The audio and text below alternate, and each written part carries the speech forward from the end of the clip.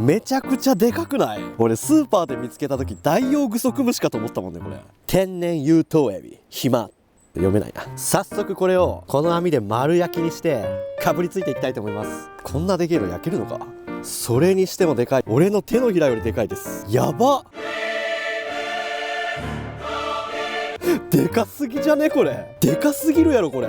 早速焚き火でガシガシに焼いてみますか。まあ正月って言ったらエビですからね。